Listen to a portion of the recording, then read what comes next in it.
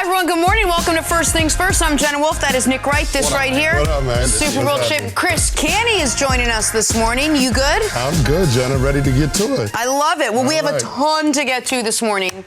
So much, so little time, and we got to start with the game going on tonight. It is Thursday Night Football. It is the Cowboys with another chance to prove that they are better than their record might suggest. They are in Chicago tonight to face the Bears. Fox Bet has Dallas as 3-point favorites.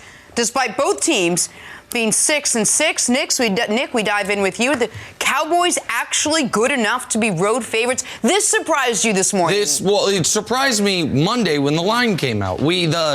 A long-standing game in sports media is guess the lines. I think Mike and the Mad Dog invented it. Our friend Cousin Sal, along with Bill Simmons, have been doing it now for a decade. Full disclosure, you and the producers sit here and do it during commercial breaks. Not annoying at all. Okay, every Monday, Matt Katanick, Sam Pepper, and I, the producers of the show, and myself, guess the lines together. And I consider myself pretty good at that game. I was 4 points off, which is an enormous amount. I figured it'd be Chicago by 1. Because it's in Chicago, because they have the same record, because the Cowboys haven't played they have played one complete football game since week 3. It was the game against Philly. That even though Chicago's been disappointing, they actually have won 3 of their last 5, while the Cowboys have lost won 3 of the last 4, I should say, while the Cowboys have lost 3 of their last 4. But I know the public likes the Cowboys. Cowboys have more talent, so I figured the Bears wouldn't be the full 3-point home favorites you typically are. But to see Dallas, what this is saying is if this game were in Dallas be 8 or 9 point favorites. Get out of here.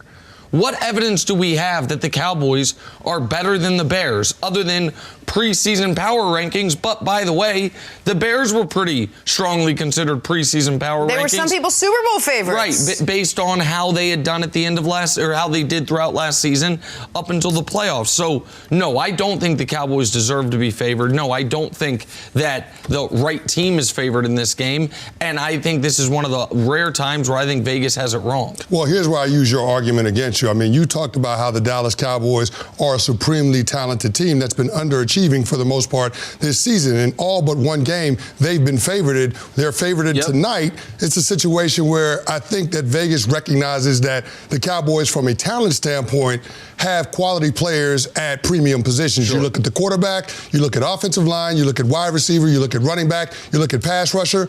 Those are all positions that are important toward being able to win in the NFL. When you look at the Chicago Bears, the biggest question is, who is Mitch Trubisky? Right. We don't know. Unfortunately, I think we might know. I think there. Well, we might know, but the answer is a negative. It's not the answer in the affirmative, and that's the problem with that team. I'm not going to be fooled by 2 wins over the Lions and a win over the New York Giants. Both of those teams are in the bottom half of the league defensively. So I don't think that the win streak that we're seeing the Bears on, that 3 out of 4, is a legit win streak, because I remember that Sunday night game out in L.A. when they benched Mitch Trubisky. They tried to hide it and say it was an injury. It's a little hurt. But that wasn't the case. He was playing poorly in that game, and the Rams have been a better defense this year in comparison to the 2 years prior. But, I mean, I look at the Dallas Cowboys. To me, the key for them in this game is not turning over the football.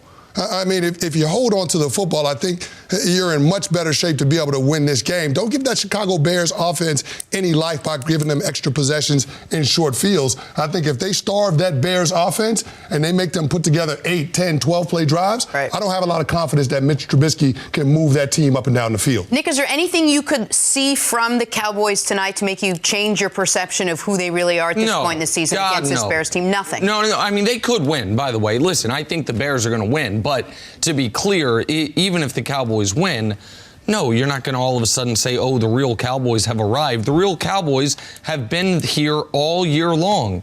They are an average to slightly below average NFL team. The Bears do have one thing on their resume the Cowboys don't.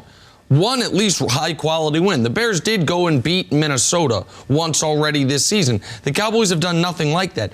If the Cowboys win tonight, it's their best win of the year. But by the way, if they win, the Bears fall to below 500, so they'll still not have a win over a team at 500 or above. So I also think that while we look at the Cowboys as a team that, despite how bad they've been, has some margin of error because of the division, given the Vikings' loss this past week, this Monday night, the Bears and the Rams both have to feel like maybe we're still alive in this thing. That if the Vikings fall apart, if the Vikings, because we looked at it a couple weeks ago, or I looked at it as we know the 5 NFC playoff teams are going to be Packers, Vikings, Saints, Seahawks, Niners, and then the NFC East. The only thing to be determined is the order. The order and the NFC East winner.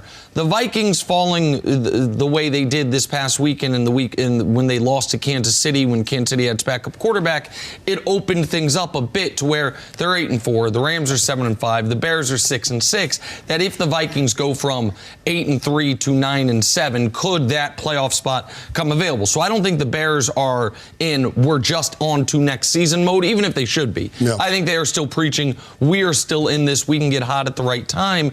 And your point about turnovers, Canty, is exactly right, which is why I feel like even if Dak's been better than Zeke this year, if the Cowboys are going to win, it's got to be through Zeke, because Dak, as well as he's played, he's turned the ball over at a higher rate than he even turned it over in his bad seasons.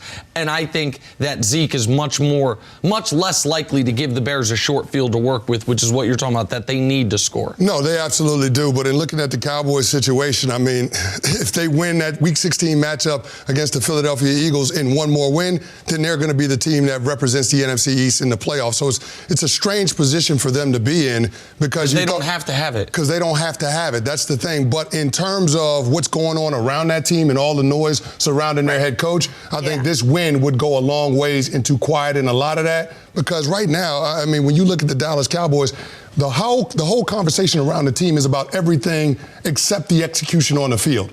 And so, I hear Dak Prescott. And that's where the conversation should be right now, if they want to refocus. And that's where it should be. And Dak Prescott talked about it this week. He said, we've done a lot of talking, and talk is cheap. Yep. We have to focus on actually going out there and executing and being productive and putting ourselves in situations where we can win games rather than finding ways to lose games. And so when you have a talented team going on the road against Chicago, who would seemingly be a quality opponent, this is an opportunity for you on a national stage to answer some serious questions about who your team is and what you want your 2019 season to be about. A season that started off with championship aspirations.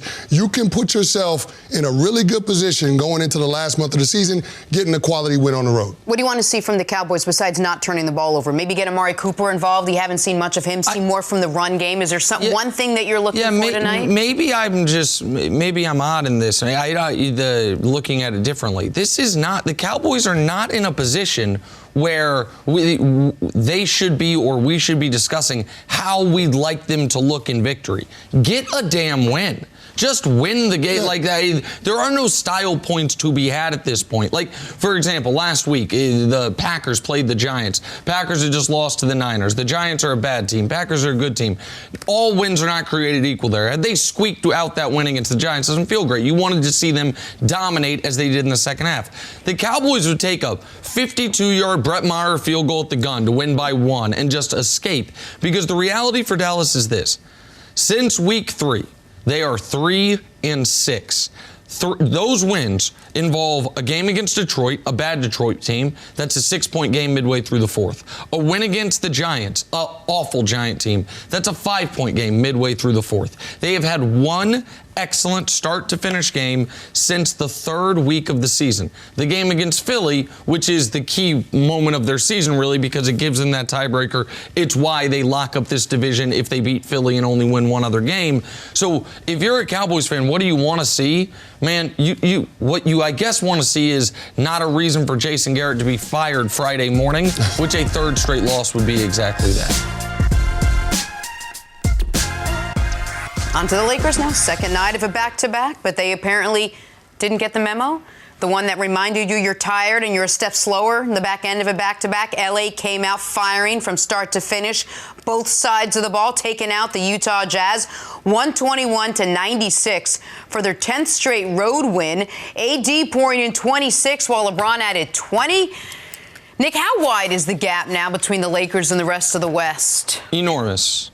The gap between the Lakers and the rest of the West is enormous. The only team that the gap is not enormous between the Lakers and them is the Lakers and the Bucks. and you got the two best players in the league, LeBron and Giannis. Both teams are 19-3. Both teams are 3 games up in their respective conferences. Both teams appear to be on a collision course quarter-way through the season to meet in the NBA Finals, which would be a glorious chance, by the way, for Giannis to not only figuratively but almost literally take the belt from LeBron, or for LeBron to hold him off. But we don't have to go there quite yet. The Lakers went to Denver, a team that going into the game was 8-2 at home with wins over Miami, Philly, Houston, and Boston, and led the final 3 quarters of that game the entirety except for 19 seconds. Won that game. While it was a close game, the Lakers were in full control. They then the very next night go to Utah. What I consider can't be the toughest back-to-back that exists in the NBA. At Denver, at Utah. The altitude of Denver, the fans of Utah, like at Lakers, at Clippers is tougher teams, but there's no travel. You're staying in the same hotel, you're playing in the same building. They go to Utah, a team that was 8-1 at home going into last night with wins over the Clippers, the Sixers, the Bucks. Good wins. And they annihilated them. They led for all of the final 3 quarters to the point where LeBron was shoelessly celebrating with a few minutes left in the game because his work here was done. And while the story through the first quarter of the season has been for the Lakers, them being the Lakers again, being the best team in the NBA and LeBron leading the league in assists, what is quickly, I think, going to be the story of the second quarter of the season is that man you saw right there, Anthony Davis, and his dominance on the defensive end to go along with his extraordinary play on the offensive end.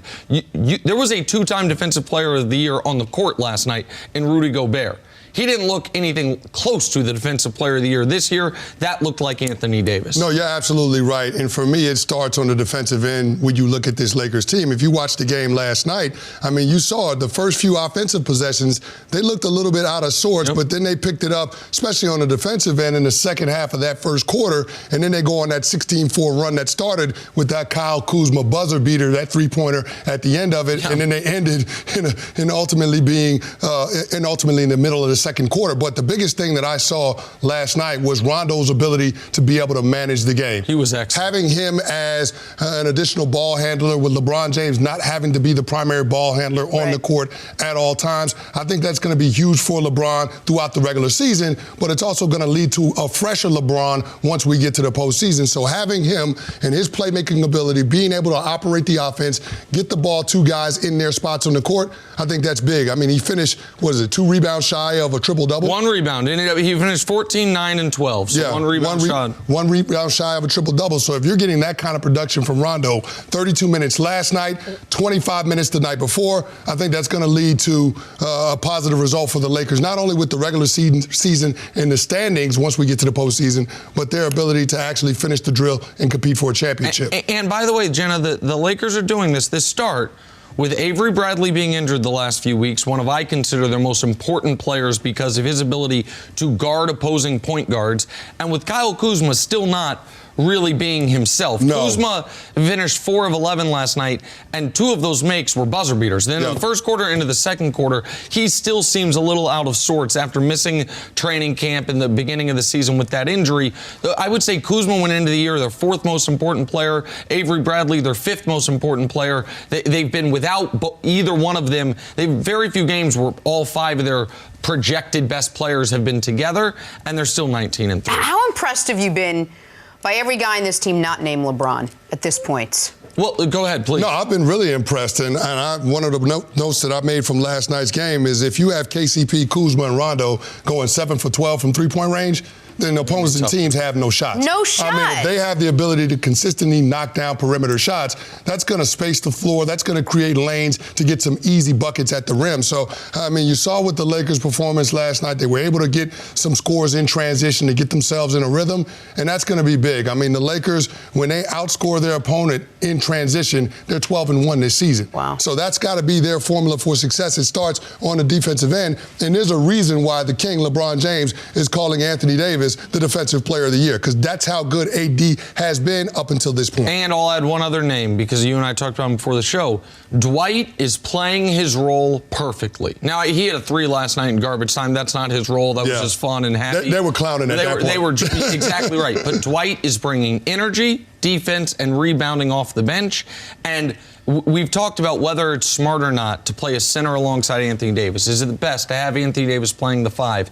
And it probably is long term, but with JaVale giving you a decent few minutes and Dwight giving you legitimate minutes, then all of a sudden it's like, well, let AD do what makes him happy, where you can switch, where you can play the 4, where you can play more out on the perimeter. The one thing I do like about JaVale being with AD is JaVale will do a lot of the dirty work, the offensive rebounds, second chance points, and you saw that in the game last night. And one other thing before we go, because I have been, and not to pat myself on the back, but I've been very accurate on predicting the narratives that are coming with this Laker team. Going into the year, I said they're going to get out to a very hot start, and folks will blame the schedule. We saw that immediately. We then started to, and then once they had this back-to-back, I said, if and when they win it, what you're going to start to hear as well, when you really look at it, is the West actually as good as it once was? And you started to hear that yesterday. Here's the next narrative that's coming. I guarantee it. The Lakers shouldn't be trying this hard. Are the Lakers doing themselves a disservice by putting so much energy into the regular season? And what, just so they get to host the LA Clippers who have their same building in the conference finals? People are grasping, running out of reasons to try to discredit the team with the best player ever and a guy who right now is not only playing like Defensive Player of the Year, but Anthony Davis moving up the MVP rankings also as well, and a team that seemed to be in disarray one off season ago and now has a roster that looks like it's been together for 4 years. And so because of that, people are going to try to find different reasons. And if it's not going to be able to be the record, if it's not going to be the schedule, it's going to be really, would the Lakers be better off load managing rather than, trying to win basketball games? Because there's not a lot of excuses left other than to say, oh, that's the best team in basketball. And the rumblings of that have already started. Is this sustainable, this pace that they're out this quickly out of the gate?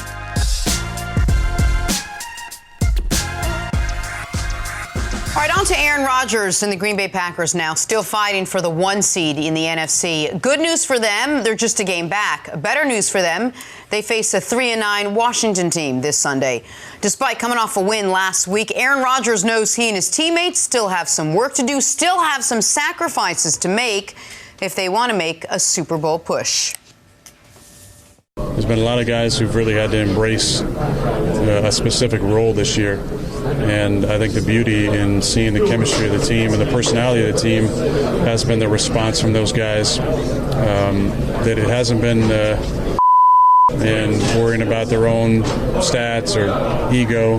It's been an embracing of the challenge and of the responsibility. And I think with that responsibility comes a lot of accountability as well. And I think guys have embraced their roles, and it's collectively made us a lot tighter group and a better team. How about this, Nick? Even Aaron Rodgers looks better without a mustache. Okay? Okay. Win or lose. You think the Packers, Nick, need more from Aaron Rodgers if they do want to make a Super Bowl run? More out of him than what you've seen this year? I do. And this was the team I picked to go to the Super Bowl. This is the team you picked to go to the Super Bowl. And I don't know about you, Kenny, but I think I actually do know. Mm-hmm. The math was they're going to be better coached this year, at least less drama surrounding the coach-quarterback relationship. They brought in some defensive talent in Za'Darius and Preston Smith. They are going to be less reliant on Aaron Rodgers just making miracles week in, week out. But when need be, he'll still be able to make those miracles. That when need be at the final month of the season and into the playoffs, Aaron Rodgers will reassert himself as one of, if not the most talented player in the whole league. And right now, the offense is underachieving. I think it's fair to say. Now, the team's not underachieving at 9-3, and given their schedule, it really does have 13-3 written all over it. The only game they'll be an underdog in the rest of the way is at Minnesota. They've already beaten Minnesota. So I think 12-4 is their basement, and 13-3 is realistic. But they're 17th in the NFL in yards per play. They're 14th in passing offense. They're 21st in third down offense. All of those will have to get better if they are going to go through the gauntlet of the NFC. And the way those get better is Aaron Rodgers gets back to playing an MVP level of football. He's been brilliant in the red zone, and the team's been great in the red zone, second in the league.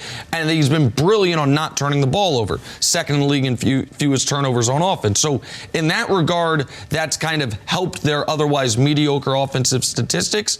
But in the playoffs, beating New Orleans or Seattle or San Francisco or whomever, you are going to need the Smith brothers to show up, the running game to show up, and Aaron Rodgers to be superb. So, yeah, I do think if they're going to reach their ultimate goal, the Super Bowl, he does have to be better. And if they're going to get a bye, he's going to have to be great the final month of the year. Yeah, he does have to be better, but the offensive line and the running game is going to have to help Aaron Rodgers out if that's going to be the case. One of the reasons why we like the Green Bay Packers to represent the NFC in the Super Bowl was because we saw Matt LaFleur down in Tennessee when he was the OC. They were a run-centric offense. So if you gave some balance to Aaron Rodgers, you wouldn't force that offensive line to have to drop back and protect, 40, 50 times a game. And I think that's got to be the formula for what they do on the offensive side of things.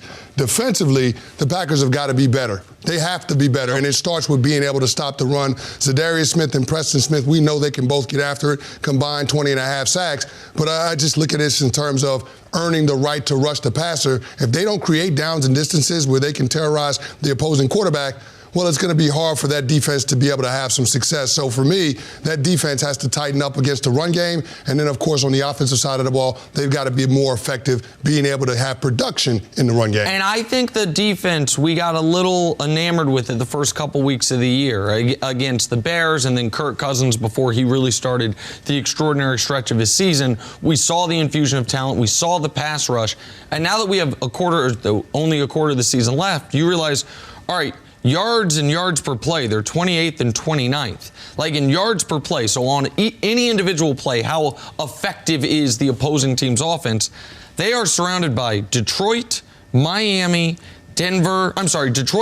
Cincinnati, and Arizona. That is not exactly the company you want to be in.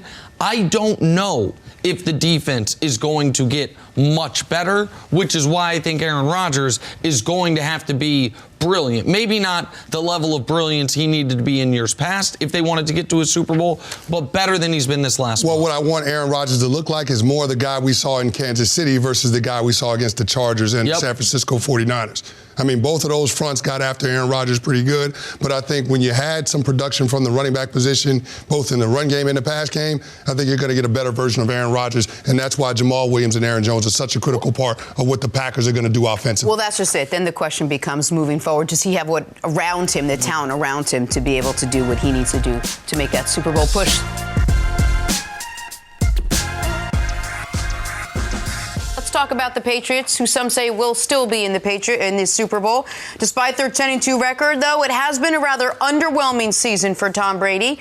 And yesterday, a new column on NBC Sports Boston pinpointed all the reasons we may be seeing the end of Brady's career in New England. It's a great read if you get a chance to read it. Remember, Brady will be a free agent this offseason. What do you think, Nick? Will this be his final season in a Patriots uniform? Full disclosure here, I hadn't even been thinking about this, even though we knew Brady's contract's expiring, even though I've been as loud as anyone that Brady is in a far different place of his career than he was in even 2 years ago.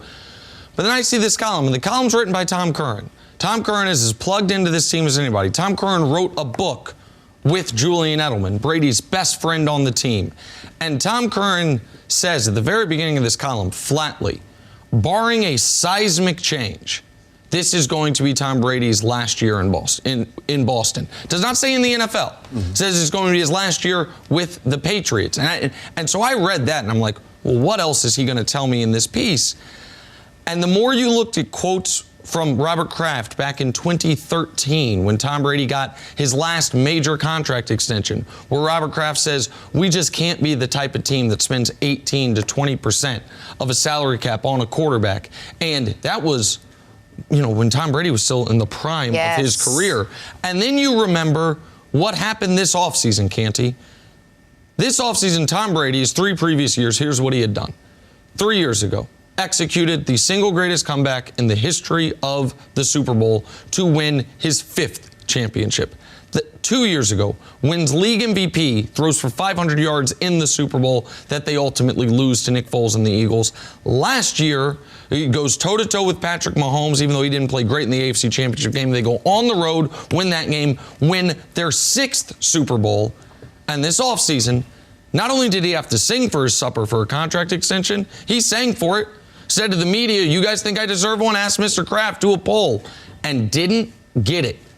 If Bill Belichick was not comfortable giving Tom Brady a contract extension and refused to, even though Brady wanted one, after those last 3 years, the hell is he going to do this year when they don't win the Super Bowl, when they don't make the Super Bowl, when Brady is having the worst year he has had arguably of his career, inarguably of the last 15 years? So I read this column and I said, could Tom Brady have 20 quarters left as a Patriot quarterback? The 4 regular season games? And if I'm right and they're going to lose either to Houston or Baltimore or Kansas City, whoever they play in the divisional playoff game, yeah, he could. And I don't think that means he's got 20 quarters left in the NFL, because he does not want to hang it up. And there are going to be plenty of teams that would love to have even a 43-year-old Tom Brady. But the column is persuasive, and the history is persuasive, that unless they go on a what I would consider very unlikely Super Bowl run, I do think this is his last year in New England. Well, here's the thing. I understand all the points that you're trying to make, but I don't understand why everybody wants to bury Tom Brady and the Patriots with this situation. They're a double-digit win team already through the first 12 games, and they're in the driver's seat to have a top seed in the AFC, either 1 or 2, just depending how things shake out the rest of the way with the Baltimore Ravens. But, I mean, they got this game coming up against the Kansas City Chiefs, and then guess what? Their next 3 opponents, you're talking about the Buffalo Bills, Cincinnati Bengals, and Miami Dolphins. Well, the Bills are tough now, but the Bills are tough, but the Bills got to go to Foxborough. Yep. And so I just have a hard time seeing Josh Allen be able to beat Tom Brady in Foxborough, knowing what's at stake. And the Patriots value having that first-round bye in the postseason. So if we're talking about the Patriots being one of 8 teams competing for the championships once we get to January football, then, yeah, I think they got a pretty good chance of making their 9th straight AFC championship game. And if that's the position they're going to be in, I have a hard time betting against them not to make it back to the Super Bowl. But based on what I've seen on the offensive end, you have to be a little bit concerned about the Patriots, because usually by this time of year, we figured out what kind of identity they need to be in order to win football games. We saw that at the end of last year when they turned into a 2-back running game with Rob Gronkowski as an in-line blocker at the tight end spot. So I haven't seen any semblance of what they're going to be in terms of being able to consistently move the ball on the offensive side. And you have to be a little bit concerned of the optics you saw on that Sunday night game with Brady screaming at his receivers. Well, I'm really glad you bring that up, because, by the way, if they make the Super Bowl, I agree with you, he'll be back. I think if they make the Super Bowl, if they make the Super Bowl, he'll be back, because that's, even by Patriots standards, it's a hugely successful season. I don't think you have to win it. But let's just assume, for the sake of argument, because I don't think you would dismiss as an impossibility that if they play Houston again in the first round of the playoffs, that they lose. If Baltimore all of a sudden somehow falls to the 3 line, Baltimore gets them, but whatever. Yeah. Let's just say they have a disappointing run in this year's postseason pre-Super Bowl. It's not only that we know what Belichick feels about moving on a year early rather than a year late. It's that it seems to me pretty clear that Tom Brady disagrees with me that he is a big part of the problem in New England right now.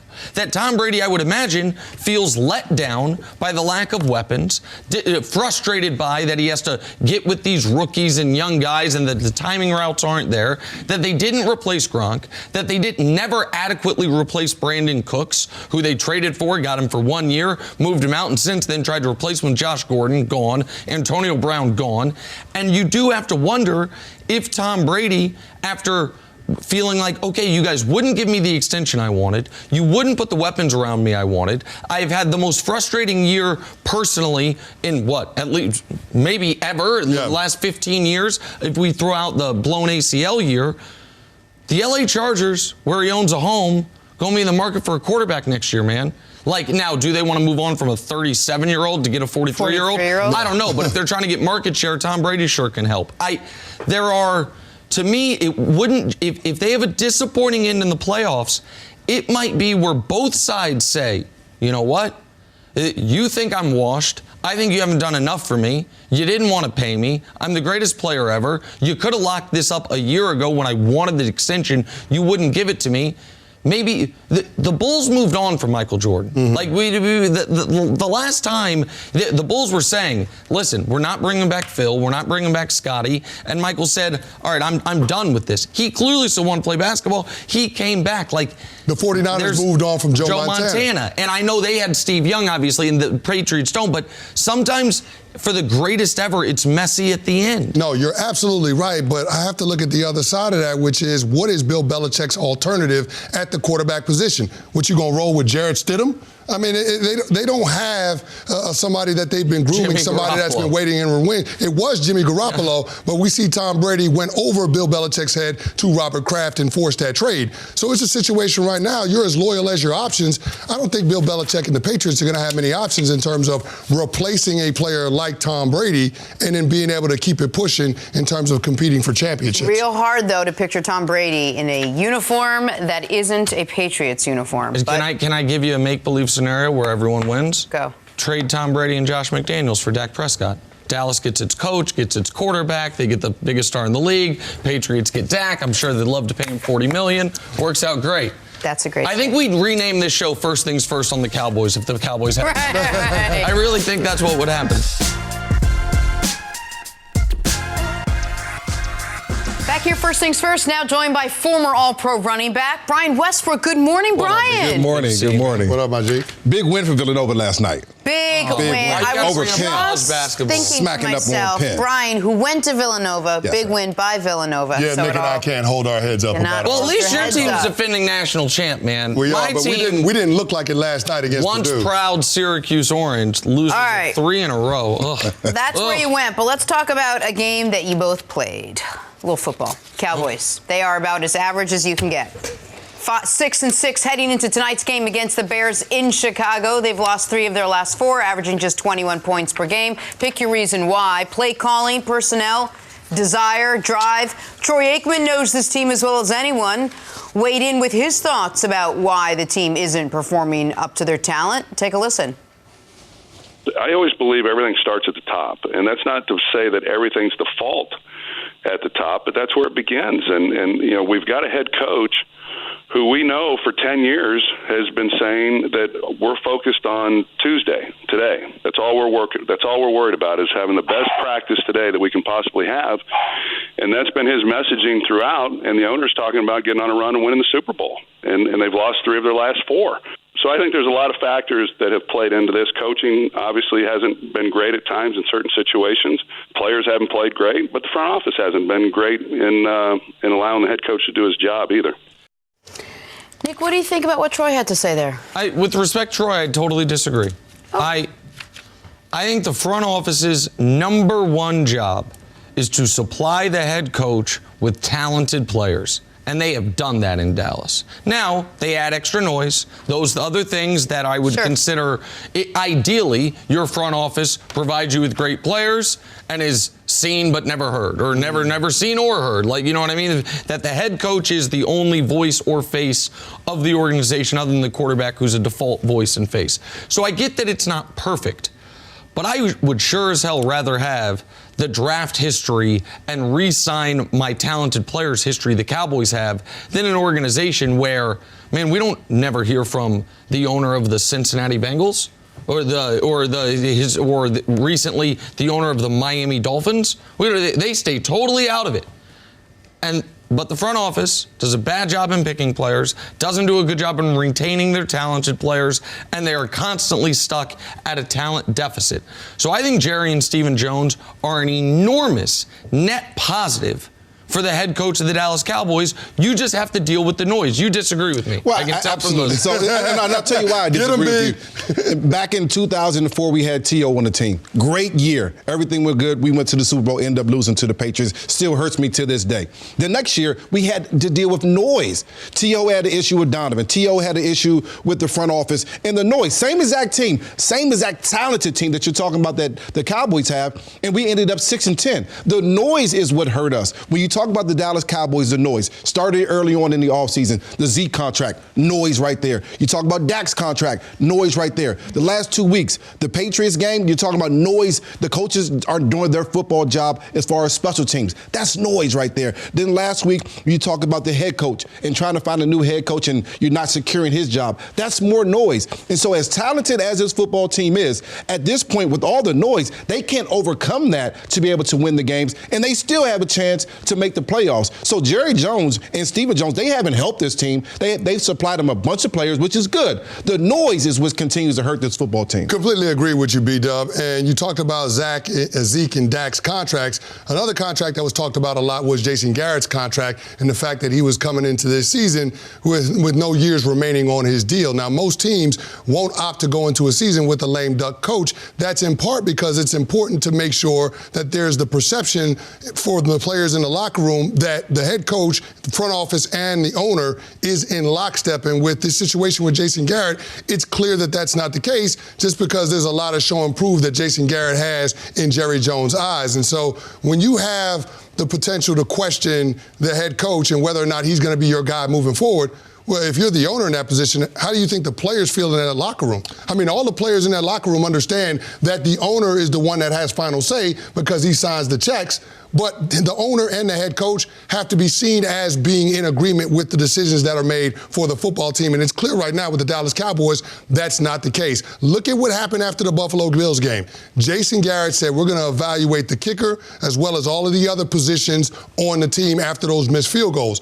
But then Jerry Jones comes out and says, Brett Maher is our guy. Well, I mean, what are the players supposed to do in that situation?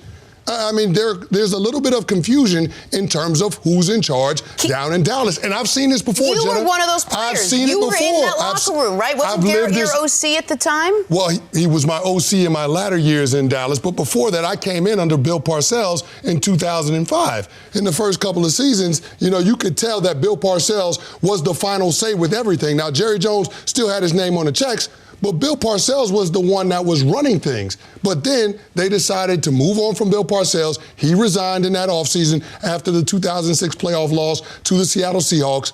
And they decided to go out and hire Jason Garrett as the offensive coordinator from Miami before they hired the head coach, Wade Phillips.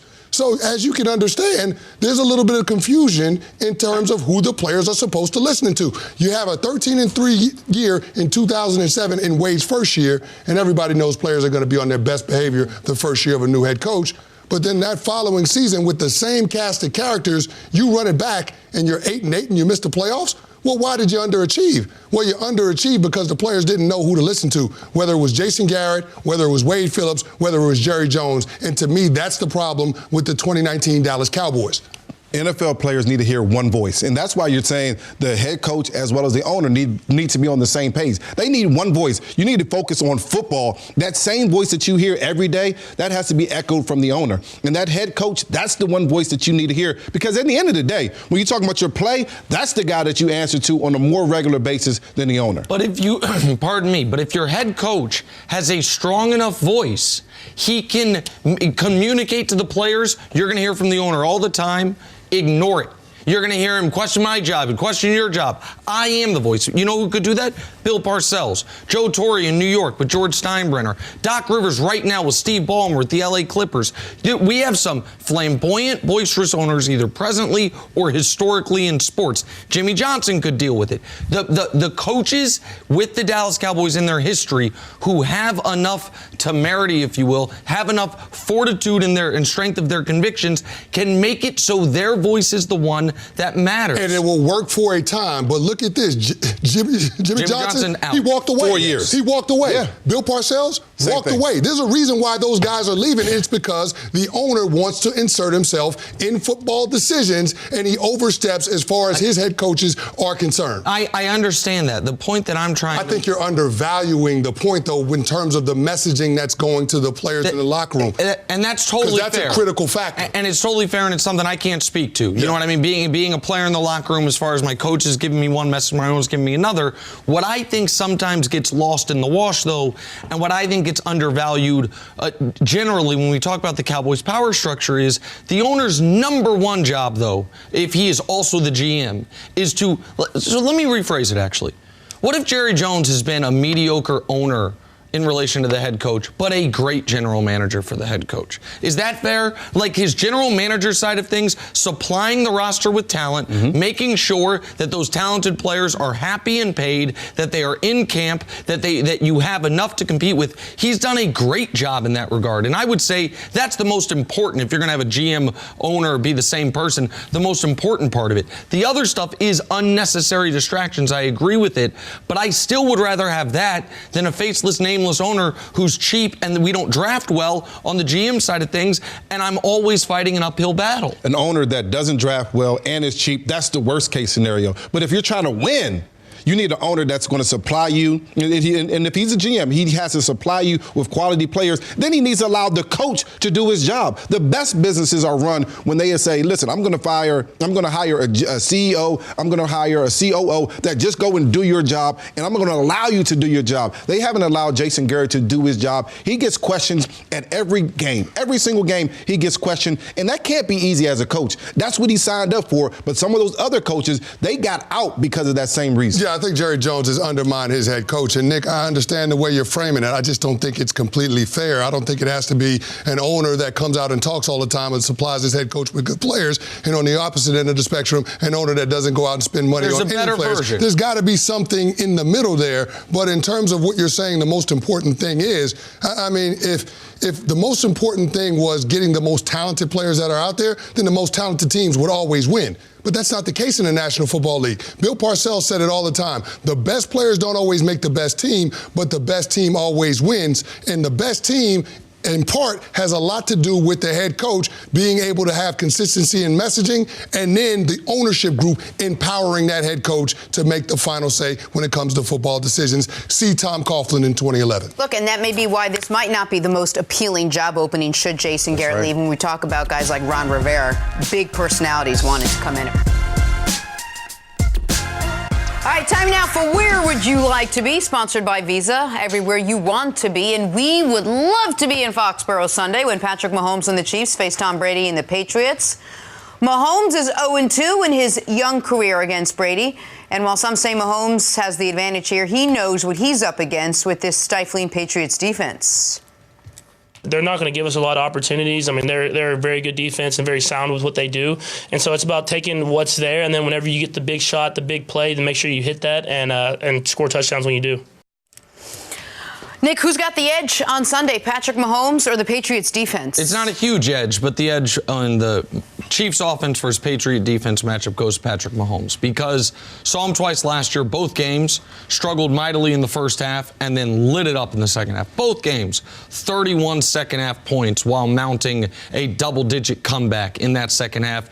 Two in both games take the lead in the fourth quarter. The first time around took the lead twice in the fourth quarter. Second time around took the lead twice in the fourth quarter, and the Chiefs defense just couldn't hold against a more potent Patriot offense. And there was a fluky roughing the passer on Chris Jones in that AFC Championship game. Well, in the AFC Championship game, there was a lot of stuff that really was questionable, but it happened. Listen, the Patriots won. In overtime, there wasn't anything questionable. Patriots got the coin toss. Chiefs couldn't stop them. But Patrick Mahomes, the AFC Championship game, should be noted, was without Kareem Hunt, something that you wondered, because he was such a big part of their Week 6 game against New England last year. How would the Chiefs deal with that? They dealt with it fine.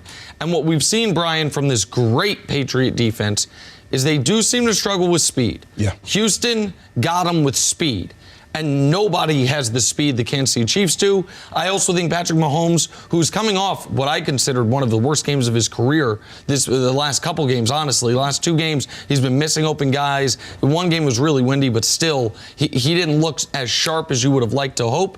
I don't think he's going to have 3 bad games in a row. So I think for all those reasons, the edge in that matchup goes to Patrick Mahomes and the Chiefs offense. I think when you play in Foxborough, the natural edge always goes to the Patriots defense. And they've been really, really good at home, getting 7 interceptions there. It's been impressive. This is how it kind of swings to the Kansas City Chiefs. If you can get some production out of your third best guy, that means Sammy Watkins and Mecole Hardman, who each have had 0 catches in the last game. In the last 3 games, combined 10 catches, 100 151 yards. That's just not going to be enough. But you need some production out of your third guy. Bill Belichick takes away your first and second guy pretty regularly. Even sometimes they allow your first guy to go off, and then the second and third guy can't go off. And so they're going to take away someone. This is how you beat them. You put those linebackers in a bad situation. You put them in a situation where they can't use their keys. That Week 6 game, they used Kareem Hunt 80 yards rushing, 105 yards out of the backfield. That's how you put those linebackers in the bind. You get away from their blitz. If you're able to do that, what Patrick Mahomes is able to do, then the edge kind of swings over to the Chiefs. Well, both of you talked about the wide receivers from the Chiefs. Now, speed is the ultimate equalizer. Speed kills. But one of the things that we've seen Bill Belichick coach defenses struggle with is mobile quarterbacks. Look at their 2 losses this year. They lost to Lamar Jackson and they lost to Deshaun Watson. So I look at this situation. For me, it's going to come down to Pat Mahomes' playmaking ability, the opportunities to get outside of the pocket, extend the down, and allow those receivers a little more time to separate from what I think is the best secondary in the National Football League within the New England Patriots. I think that's going to be a critical key, but also not turning the football over. Yeah. And that's what Pat Mahomes has been really good at this year. Of quarterbacks with 8+ starts, he has the fewest turnovers, 2 interceptions, and 2 lost fumbles. So if he can protect the football, I think that's a major key. You saw it in the regular season matchup they had last year, a couple of early turnovers in that game. Especially the one right before the half that took points off the board. Exactly. It dictated the complexion of it. So if you don't turn the football over, if you can keep the disparity in time of possession a little closer than you did in your 2 matchups last year, I think that's where the Kansas City Chiefs can allow their offense to take over.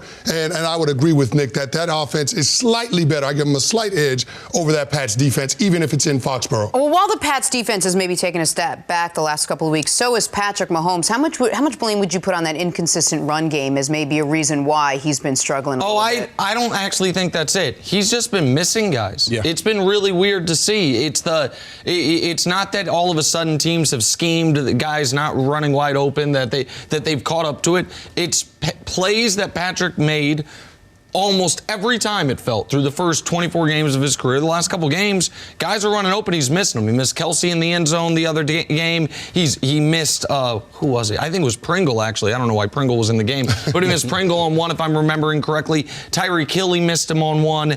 And so he just hadn't been sharp. And you can't say it's the knee injury, because his first game back from the knee injury, which they actually lost, he was spectacular in that game against the Titans. Yep. And then they fell apart at the end. But the reason I also think the Chiefs have an edge is neither Patrick nor Andy Reid, I think, are intimidated by the Patriots. Andy Reid has the only time the Patriots in the entire Tom Brady era have lost a game at home, they were leading at halftime, was against Alex Smith and the Kansas City Chiefs a few years ago. The game 5 years ago, when everyone's like, oh, the Monday night game, oh, it's the end of Tom Brady. That was against Andy Reid and Alex Smith, the Kansas City Chiefs. Last year, they were down 14-6 and I think 14-0 or 10-0 at halftime of the 2 games. In the first halves of those 2 games, Mahomes had 0 touchdowns, 2 picks, and a 54 rating.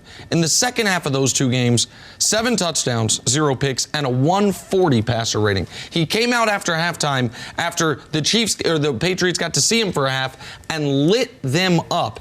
Only the Raiders has Mahomes had a higher passer rating in his career against than the Patriots, teams he's played at least twice. So I don't think they're scared of this matchup. That's one of the edges they have in Foxborough, I think, typically is teams sometimes beat themselves before that game even starts because of the intimidation factor. One of the things that I'm thinking about here is what role will LaShawn McCoy play? Can you get him just to get going a little bit? Obviously, he hasn't been a big-time threat in the run game. I feel like they've been saving him just a little bit. But if he can give you some edge in the pass game, get outside of the edge, allow them to catch the ball out of the backfield, he can give you some edge as far as the screens, that aggressive blitzing defense. That's how you beat him. You screen them right behind them, score some touchdowns. LaShawn McCoy should play a role in this. Who wins the game?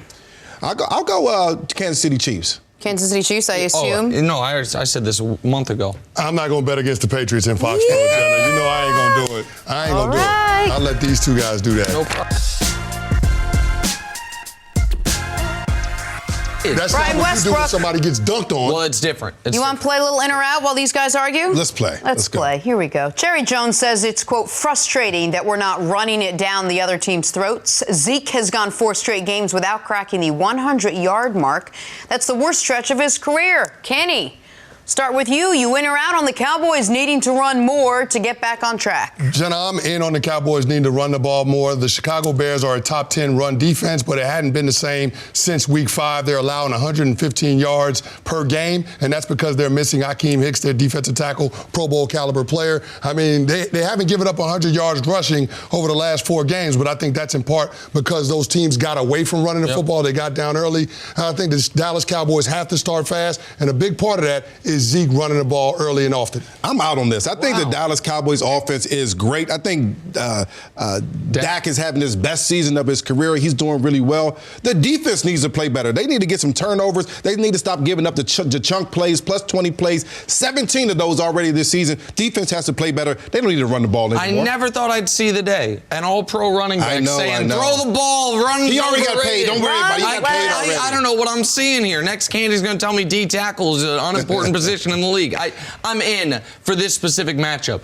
I think the way the Bears win is force Dak into turnovers. Zeke is, even though he's having not the season he hoped by his standards, he doesn't fumble the football. He doesn't put the ball on the ground. I think that the Cowboys can play the Bears even in the turnover battle, they will win the football game. I don't think they're going to be able to play him even, by the way, which is why I think they're going to lose. But if they feed Zeke, that's their best path, so I am in for this week. All right, a new column from NBC Sports Boston suggests that this season may be the last for Tom Brady in New England. Brady could be a free agent in 2020 if he and the Patriots cannot agree on a new deal. Canty, you in or out on Brady playing for the Patriots next season? Jenna, I'm in just because I don't know that they have an alternative up in New England. I mean, they traded away Jimmy G a couple of years ago. Who are you going to rely on, Jarrett Stidham? I don't have a lot of confidence in that. This is an organization that expects to compete for championships. I don't see them parting ways with Brady, even though they don't have the contract in place. I agree with you. I'm in. When is the right time to get rid of the GOAT? The right time is when you have someone behind him. You saw it in San Francisco years ago with Joe Montana to Steve Young. You saw it in Green Bay, Brett Favre to Aaron Rodgers. They don't have that next guy here in New England. All right, here's why I'm out, because I don't think they're going to make the Super Bowl. I think if they make the Super Bowl, everything gets patched up. You guys are looking at it solely from the perspective of why would the Patriots move on from Brady? What if Tom Brady's ready to move on from the Patriots? He asked for a contract extension a year ago, coming off 3 straight Super Bowl appearances, 2 victories, and a year removed from a league MVP. And they said, nah, bro, we'll talk to you later. And now this year, he clearly feels like they have not supplied him with adequate weapons around him. If this season ends poorly and Brady wants to keep playing, I would imagine that Brady might at least see what the LA Chargers, they got a house out there, his wife likes it out there. You don't think Tom Brady looks at Keenan Allen and Mike Williams and Austin Eckler and Hunter Henry and says, man, I wouldn't be looking like no 42-year-old if I had those weapons. So unless they make the Super Bowl, I think there is a amicable separation between the two. Yeah, I don't think any players are in a hurry to go play for the Chargers. I mean, there's a reason why Eli Manning's daddy didn't want him to go there on draft day. Which one of those 2 quarterbacks in the 2004 draft class doesn't have a Super Bowl? The weather in L.A. is the decision maker. Which one of those quarterbacks doesn't have a chance? Yeah, but that was, by the way, when Eli's dad steered him away, they were the San Diego Chargers. Now they're the L.A. Chargers, playing in maybe the media capital of the world, playing in that beautiful new stadium. Still the same owner, though? Still the same owner? Also, you get 42, 43, you need more weapons around you. The Chargers do have a lot of weapons. Didn't Tom Brady put his house up for sale? Oh, the day after the Patriots wouldn't even a contract extension. He maybe I put in out a bid. the door anyway. I was denied. Recently, Aaron Rodgers said his teammates have embraced their roles and aren't letting their egos get in the way of success. But Kenny, you in or out on Rodgers needing to have a bigger role for the Packers to make a Super Bowl run? Jenna, I'm in on that just because that Packers defense isn't what we thought it was early on in the season. They're 28th in total defense right now, 14th in points. If the Packers are going to get where they want to go this year, they're going to have to ask Aaron Rodgers to do more. But I think in part it's going to be the offensive line playing better and the running game being able to give that offense more balance. That's how you're going to get the best version of number 12. You know, I'm in. I know I said I'm out, but I'm in. I think that in the biggest games, you have to have your best player play the most and the best. And that's who Aaron Rodgers is. In the biggest games, he's going to play the best. I do like the fact that they run the ball a little bit more. They got Jones and Williams involved. But Aaron Rodgers has to be his best if they want to go far. Aside from getting to the opposing quarterback, this defense has not been very good this year. I don't think the defense all of a sudden going to get dramatically better. That means for the Packers to beat the Saints, Seahawks, to have any chance against the San Francisco 49ers, who whooped them a couple weeks ago, Rodgers is going to have to play like the best player in football. He's going to have to play like an MVP. He's going to have to play like Aaron Rodgers from a few years ago, so I'm in. I think they've done a good job making it so he didn't have to have that activated all year, but he's going to have to go into that Superman mode here pretty soon, so I am in if my Super Bowl pick out of the NFC is going to stay alive. All right. Our Super Bowl pick. Thank you for listening to the First Things First podcast. Remember, leave us a review and tell us what you think. Subscribe to the podcast on Apple Podcasts and catch us on FS1 Monday through Friday, 6:30 a.m. Eastern.